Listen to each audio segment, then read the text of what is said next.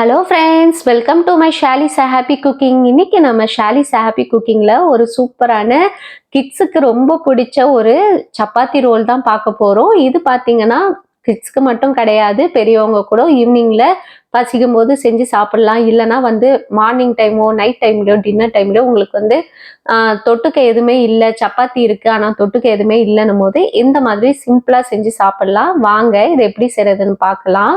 First ஒரு பவுல் எடுத்துக்கோங்க. இதுல ஒரு 2 முட்டையை உடைச்சு ஊத்திக்கோங்க.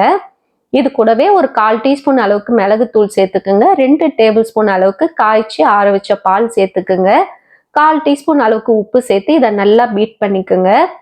இது எதுக்காக பால் சேர்க்கிறோம்னா முட்டை நல்லா சாஃப்டா இருக்கும். சப்பாத்தி கூட நம்ம சாப்பிடும் போது ரொம்ப ஹார்டா இருக்காது, சப்பாத்தி நல்லா சாஃப்டா இருக்கும் சாப்பிட்றதுக்கு. அதுக்காக தான் இந்த மாதிரி நம்ம இதுல பால் ஆட் பண்ணிக்கிறோம்.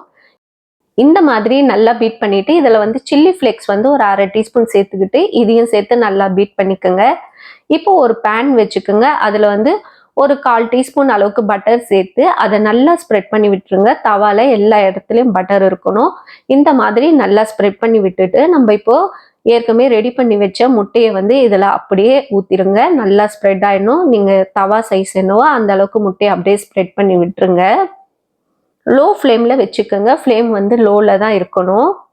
இப்போ இதுக்கு மேல டாப்பிங்ஸ் உங்க விருப்பம் தான். உங்களுக்கு என்ன வெஜிடபிள்ஸ் வேணுமோ ஆட் பண்ணிக்கலாம். நான் இன்னைக்கு ஒரு 2 டேபிள் ஸ்பூன் அளவுக்கு பொடியா கட் பண்ண வெங்காயம் சேர்த்துருக்கேன். இல்லை ஸ்லைஸ்டா கூட நீங்க கட் பண்ணி சேர்த்துக்கலாம்.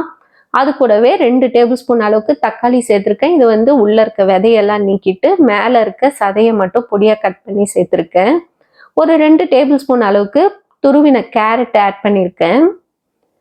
இது கூடவே ஒரு 2 டேபிள் ஸ்பூன் அளவுக்கு கேப்சிகம் பொடியாக கட் பண்ணி சேர்த்துருக்கேன். இதில் சேர்க்குற வெஜிடபிள்ஸ் பார்த்தீங்கன்னா நீங்கள் மஷ்ரூம் சேர்க்கலாம், பன்னீர் சேர்க்கலாம். உங்களுக்கு என்ன வெஜிடபிள்ஸ் வேணுமோ நீங்கள் ஆட் பண்ணிக்கோங்க.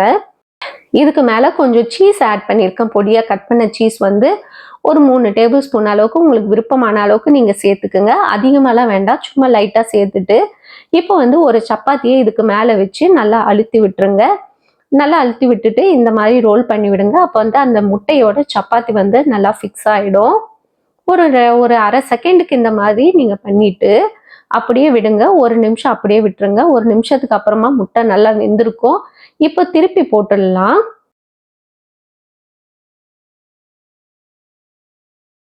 அவ்வளோதான், பாருங்க சூப்பராக முட்டை நல்லா வெந்து வந்திருக்கு. இப்போ இதுக்கு மேலே நான் 1 டீஸ்பூன் அளவுக்கு டொமேட்டோ கெச்சப்பை நல்லா இந்த முட்டையில் ஸ்ப்ரெட் பண்ணி விட்டுக்கிறேன். இது ஆப்ஷனல் தான், உங்களுக்கு வேணும்னா நீங்கள் சேர்த்துக்கலாம். ரொம்ப ட்ரையாக இருக்காது, அதுக்காக தான்.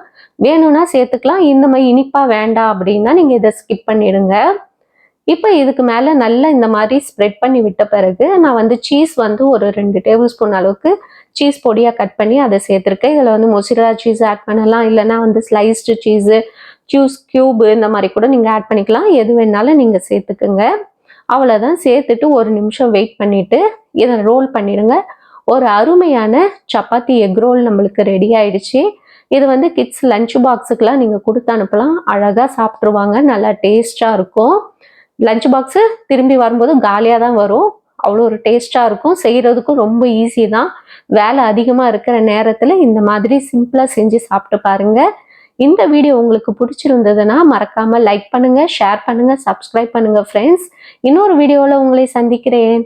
பாய் பாய் ஃப்ரெண்ட்ஸ்.